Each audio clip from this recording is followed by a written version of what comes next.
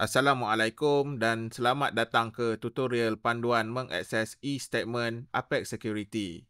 Dalam video ini saya akan tunjukkan kepada anda cara mudah untuk mendaftar, log masuk dan memuat turun e-statement anda. Mari kita mulakan. Pertama sekali anda perlu mendaftar untuk perkhidmatan e-statement.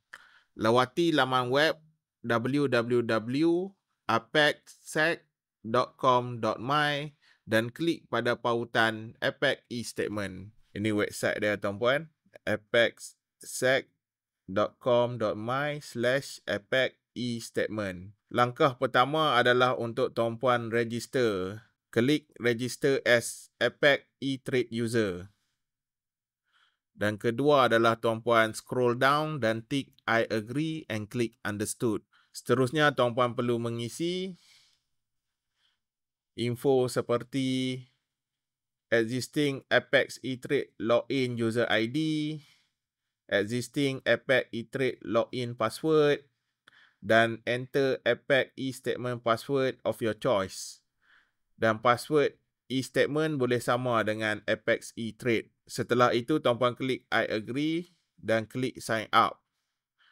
Dan tuan-puan akan dapat notifikasi yang login ID tuan-puan sudah pun dicipta. Seterusnya saya ingin cover sedikit tentang guideline macam mana hendak menggunakan e-statement.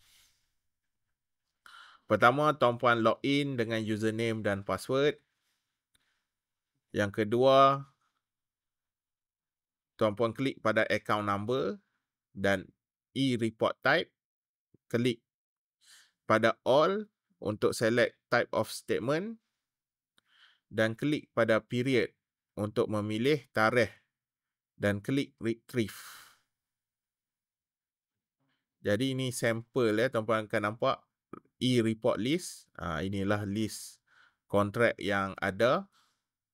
Dan semua statement ni tuan-puan hanya perlu klik dan dia akan automatically download. Manakala untuk form center pula, tuan-puan boleh download borang seperti dealing in securities, equity dan juga dealing in derivative futures.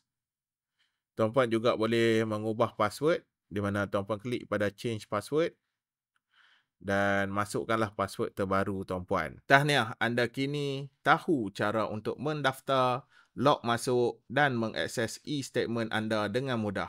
Jika anda mempunyai sebarang pertanyaan, sila hubungi saya Firdaus di 013-422-9155. Terima kasih kerana menonton.